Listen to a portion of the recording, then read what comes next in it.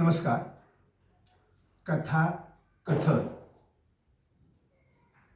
20 स्वामी विवेकानंदांच्या जीवनातील कथा 20.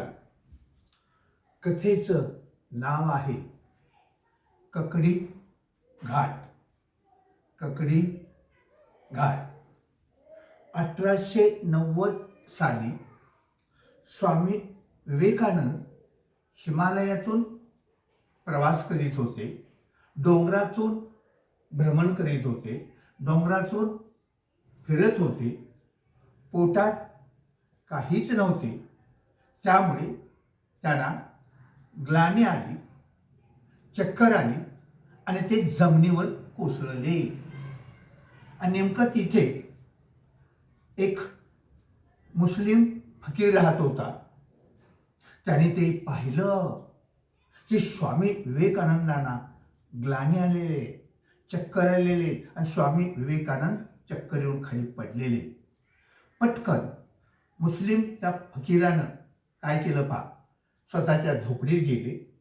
झोपडीतून काकडी आणली आणि स्वामी विवेकानंदांना भरवली.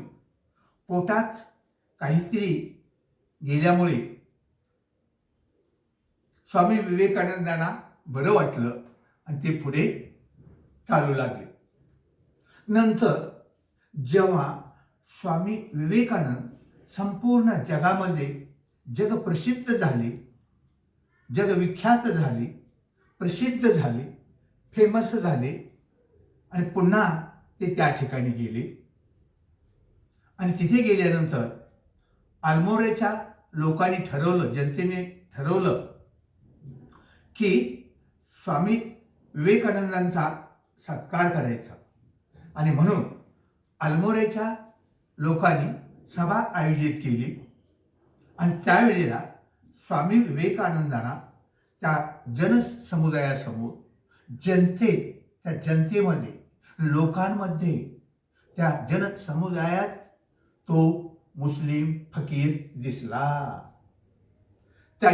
त्यांना स्टेजवर बोलवून घेतलं आणि त्यांच्याजवळ उभा केलं आणि सांगितलं, हे त्या दिवशी नसते तर मी आज जिवंत राहिलो नसतो. संपूर्ण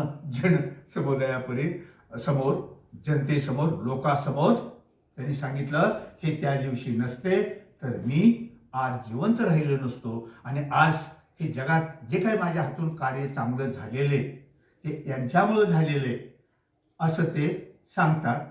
आणि त्या ठिकाणाला, ज्या ठिकाणी स्वामी विवेकानंदांना ग्लानी आली, चक्कर आली, ते कोसळले, खाली पडले, त्या ठिकाणाला आज ककडी घाट असे नाव आहे.